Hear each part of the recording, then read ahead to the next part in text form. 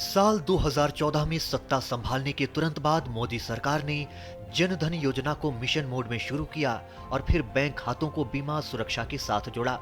इन योजनाओं के तेजी से सफल होने के पीछे अहम रोल है प्रगति का।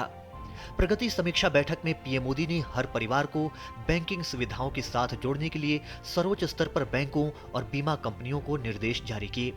सर्वोच्च स्तर पर लगातार निगरानी का ही नतीजा है कि प्रधानमंत्री जन धन खाते के तहत 56 करोड़ से ज्यादा बैंक खाते खोले गए। इन खातों में 26 लाख करोड़ से ज्यादा राशि जमा है और 56% खाते महिलाओं के हैं।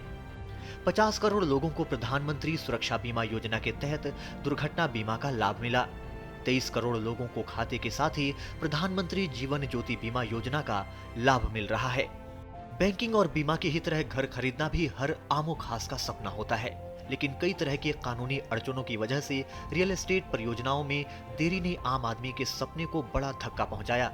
सेक्टर में जनता के विश्वास बहाली के लिए साल 2016 में केंद्र सरकार ने रियल एस्टेट विनियमन और विकास अधिनियम पारित किया और सभी राज्यों में नियामक तंत्र की व्यवस्था की शुरुआत हुई।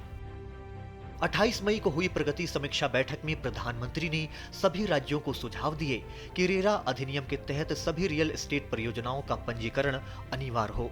घर खरीदने वालों के लिए न्याय और निष्पक्षता सुनिश्चित करने के लिए शिकायत निपटान की गुणवत्ता और समयबद्धता सुनिश्चित हो। हाउसिंग बाजार में विश्वास बहाल करने के लिए रेरा नियमों का कड़ाई से अनुपालन बहुत अहम है।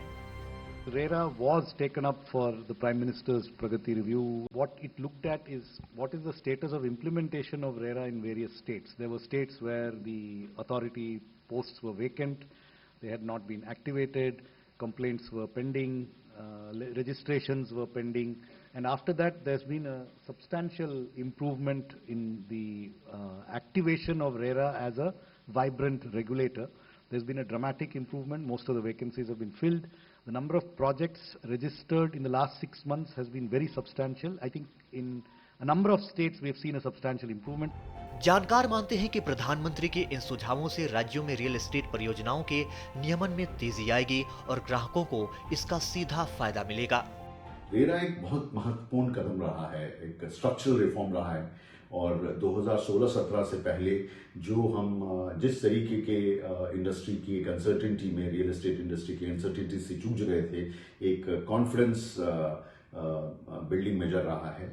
डेफिनेटली एक लैंडमार्क रिफॉर्म की तरह हम देख सकते हैं। प्रगति समीक्षा बैठक में प्रधानमंत्री के निर्देशों का ही असर है कि हाउसिंग सेक्टर में आम जनता के विश्वास को मजबूत करने में मदद मिल रही है।